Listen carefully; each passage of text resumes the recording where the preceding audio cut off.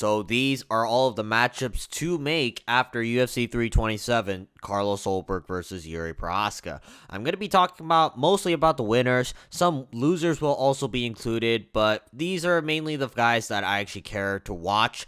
So for that reason, I have to see these fights for these particular fighters after this event. So without wasting any more time, let's jump right into the video. Now, unfortunately, because Carlos Ulberg blew out his ACL in the middle of the fight, I don't think he's going to be active for quite some time. And considering that the injury might be very severe, I think an interim belt match should be warranted in the light heavyweight division before Carlos Ulberg returns.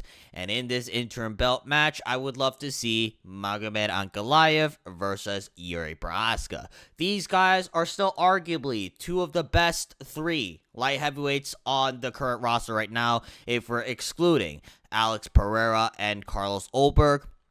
And also the fact that both of these guys have a lot of beef with each other. I think this is a very interesting matchup. And whoever wins this should be getting the next title shot. All right, because both of these guys are very good. And I feel like although both of these guys are technically coming off losses, I don't think this is a matchup that you could really complain about for the winner getting the next title shot. But either way, though, I would like to see Jiri Prochazka versus Magomed Ankalaev sometime later this year. And assuming that Carlos Ulberg is going to be out to next year, then we can have the winner of this hypothetical interim belt match fight Carlos Ulberg as Ulberg's first title defense. Do I think this is realistic, though? Probably not. The UFC aren't exactly big fans of Magomed Ankalaev.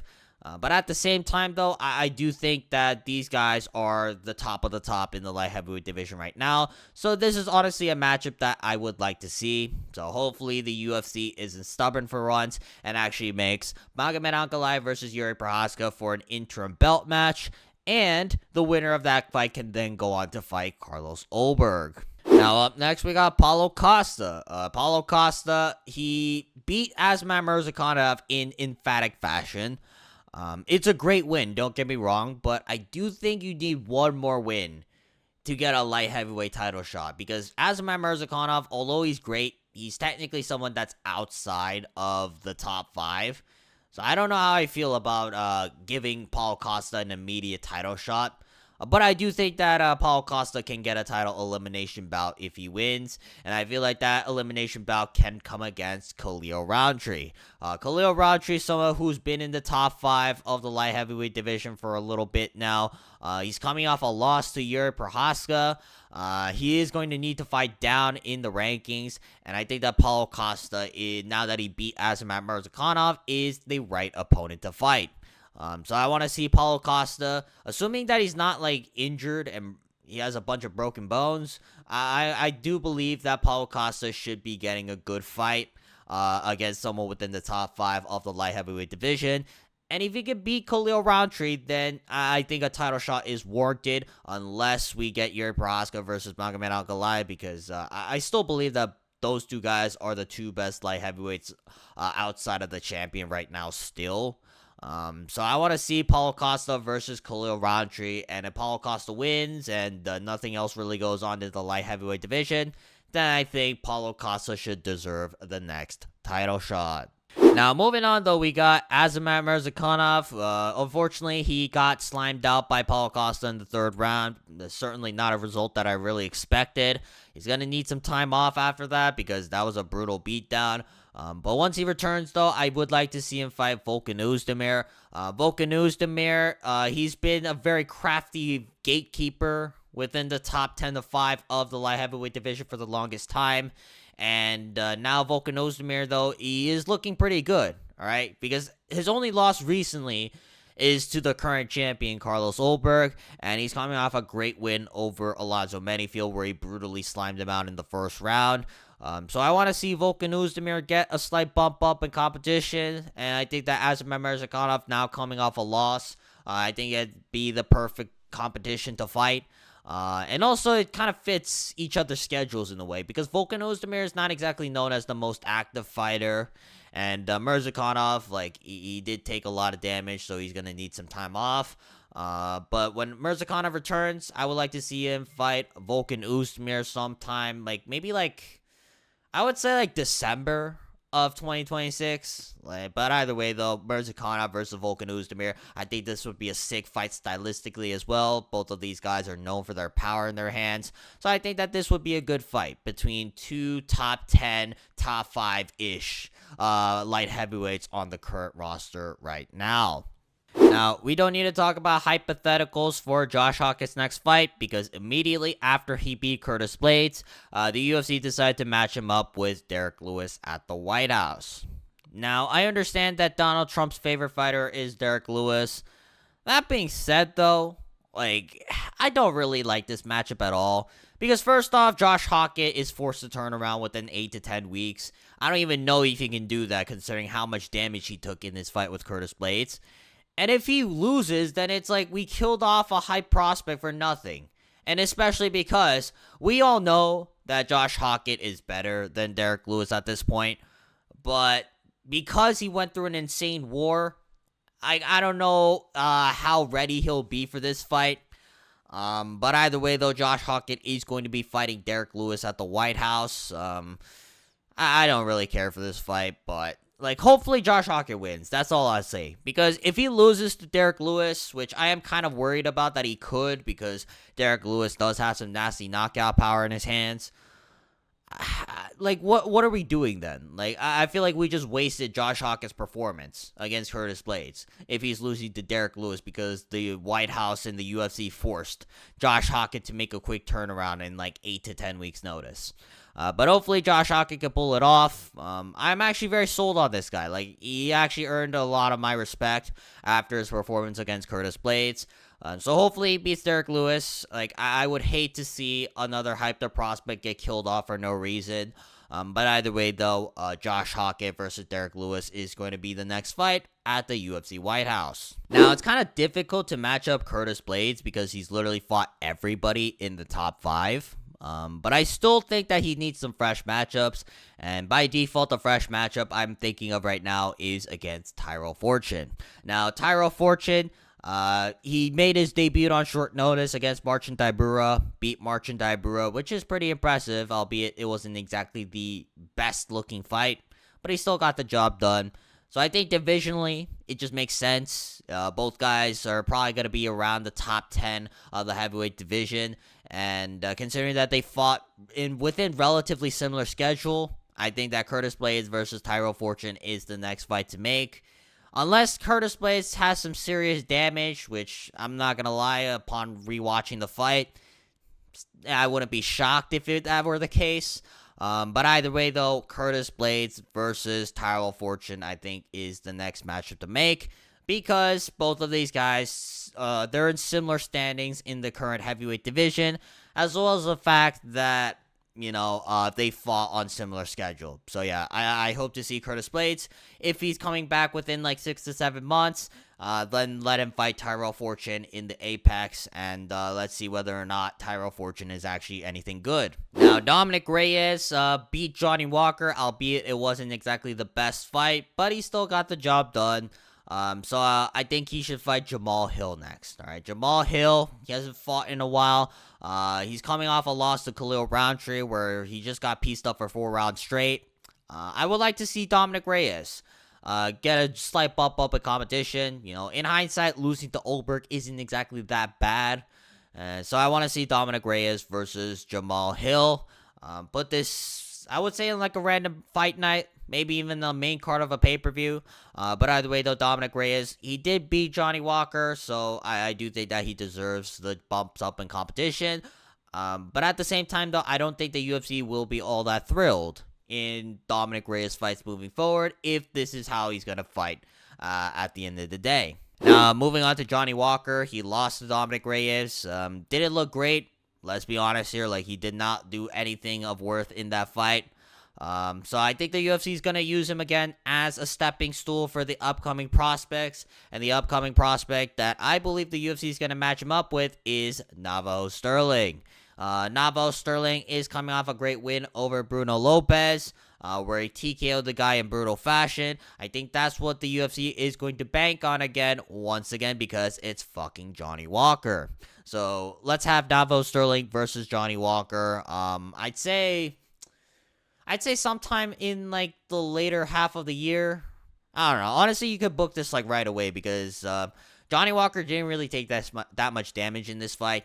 And Navo Sterling in his last fight, it was a pretty clean fight to say the least. So yeah, if the UFC wants to book this up right away, be my guest. But I think that Johnny Walker is going to be used as a stepping stool for any of the upcoming prospects in the light heavyweight division. So therefore, I think if he's going to be that stepping stool, I think that Navo Sterling will be the guy the UFC gives him as some sort of test to see whether or not Navo Sterling can get into the rankings of the light heavyweight division. Now, Aaron Pico looked great against Patricio Pitbull. I could see the UFC bumping him up immediately to a top 5 level opponent, but I don't want to see that just yet. You know, he did get slammed out by Leroy Murphy not that long ago, so I want to say let's pump the brakes a little bit.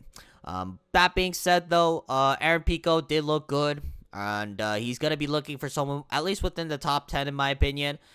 And I think that should be someone like Brian Ortega, all right? Because at this point, I'm sick of seeing Brian Ortega's name in the featherweight rankings on the UFC website. All right, Brian Ortega, he should not be a ranked featherweight in the year of 2026. It's like the guy just doesn't even make weight half the time. And the other half, he just pulls out of fights. So if Brian Ortega is going to continue to sit on the rankings of the featherweight division, I say let's give him Aaron Pico. This is a guy that the UFC honestly want to build up, and considering Brian Ortega has a lot of name value, even though he's kind of shit at fighting, I think that this would be a realistic matchup for Aaron Pico to take, and I think this would be a very winnable matchup for Aaron Pico, because at the end of the day, Brian Ortega is not that good. So I want to see Aaron Pico fight Brian Ortega, maybe even knocks him out, because again, like Brian Ortega, like he's been looking worse and worse after every single fight. But hopefully, I want to see Aaron Pico get slight bumps up in competition. I don't want to see him immediately get someone like a Jean Silva. But either way, though, Aaron Pico did look good, so he is going to need to fight someone a little bit better than Patricio Pitbull in the rankings.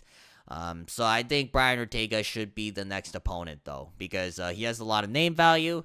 And honestly, this is a very winnable matchup for Aaron Pico, in my opinion. Now, moving on to Patricio Pitbull. Unfortunately, he got destroyed by Aaron Pico. I picked him to beat Aaron Pico. I don't know why the fuck I did that, but either way, though, Patricio Pitbull is going to be needing to fight any prospects.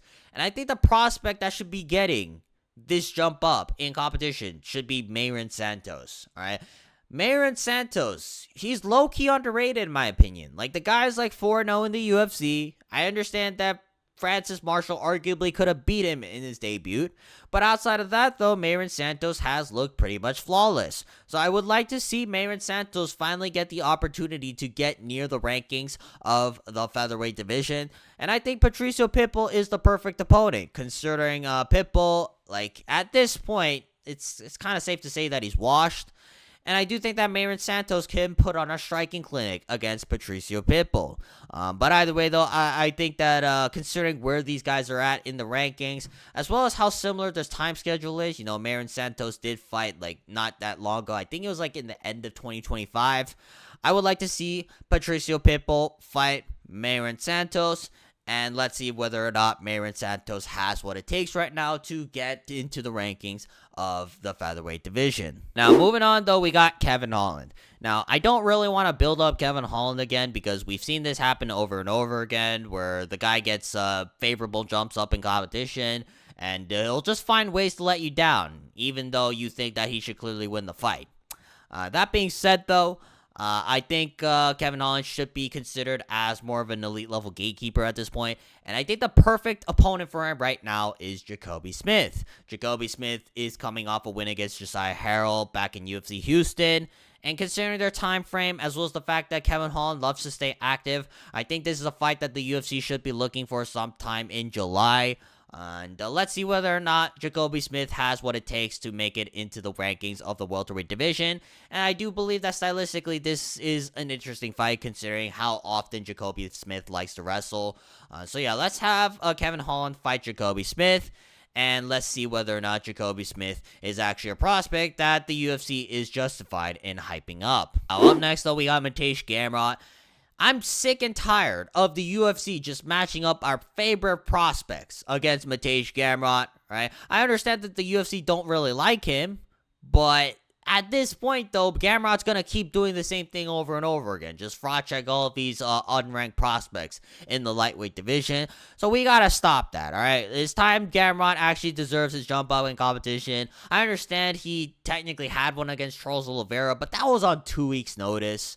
I want to see Gamrot get a full training camp and actually get jumped up in competition. And that jump up in competition I have in mind is Benoit Saint-Denis. Alright, now, I understand that Benoit Saint-Denis, he's coming off a win against Dan Hooker, and if we're gonna do MMA math, Steve beat Dan Hooker, and Dan Hooker beat Gamrot. But let's be real, I don't think Dan Hooker should have beat Gamrot in that fight, and there's literally no one else to give Mateusz Gamrot, alright? This guy's just fraud-checking prospects left and right. So I want to see Gamrot get his own jumps up in competition. So let's have Mateusz Gamrot versus Benoit Saint-Denis.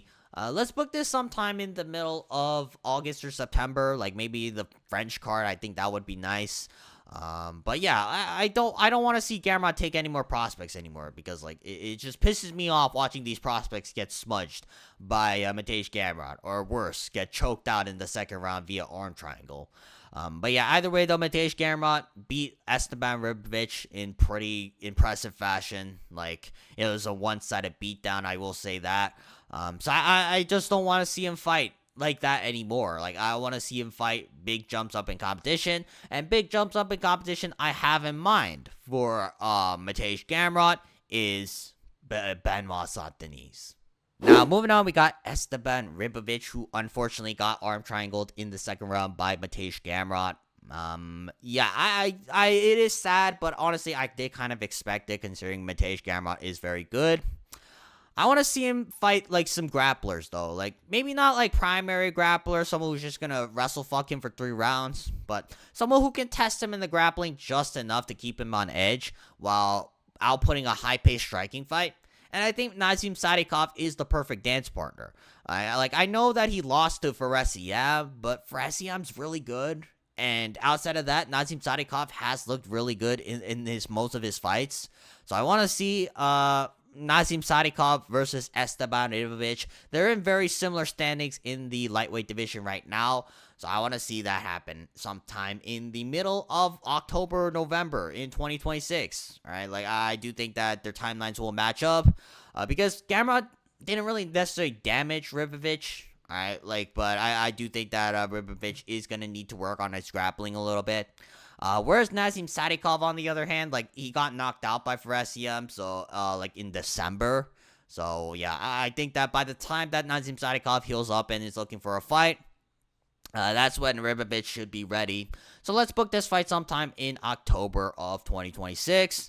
And I think the winner of this fight can then look on to re-enter maybe the bottom of the rankings of the lightweight division. Now, honestly, I think Tatiana Suarez should get a title shot off her performance against Lupi Godinez, but I don't think the UFC is going to do that immediately because Zhang Weili is going to be returning to strawweight to fight Mackenzie Dern. And depending on when that fight happens, if this fight happens too late, I don't want to see Tatiana Suarez sit out for 12 months. I want to see Tatiana Suarez get in there because outside of getting dropped in the first round, she didn't really take that much damage in this fight. And I think a perfect opponent for her, if she's not gonna get the next title shot, is Virna Jandiroba. Alright, Virna Jandiroba, she beat Tabitha Ricci in a very boring fight, but she did clearly win. But these are 2 of the 3 best strawweights on the roster right now. Alright, so I want to see Tatiana Suarez versus Virna Jandiroba. And the winner of this fight can then go on to look for a title shot against the winner between Zhang Weili versus Mackenzie Dern. Which, spoiler alert, I'm probably going to assume that it's Zhang Weili. Now, moving on to Chris Padilla. Now, I do think that he's good. You know, he's 4-0 in the UFC right now, but can he survive the Mario Judah test? Because Drew Dober, you know, he's a different animal. You know, he's the bear. He's the lion. He's the predator and the prey that is hiding. Oh my. If Drew Dober lands that left hand, he's going to knock your ass out.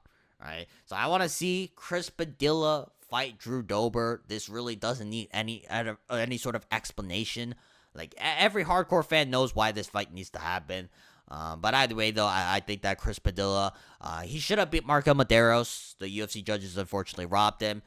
So I do think that he still deserves a jump up in competition, and that jump up in competition should be against Drew motherfucking Dober. So assuming he's gonna stay in middleweight, I would like to see him fight a bunch of unks that are pretty solid overall. And I think one person I have in mind for Vicente Luque is Jun Young Park. Jun Young Park is coming off a loss to Ikram Aliskerov. But outside of that, though, you know, he mostly won all of his fights. So I would like to see Vicente Luque versus Jun Young Park. The grappling exchanges, I think, will be pretty good, considering that both of these guys are primary grapplers. And on the feet, I'm not exactly worried for Vicente Luque, because Jun Young Park, you know, he can hit a little bit hard, but nothing crazy has ever happened whenever Jun Young Park's on the feet.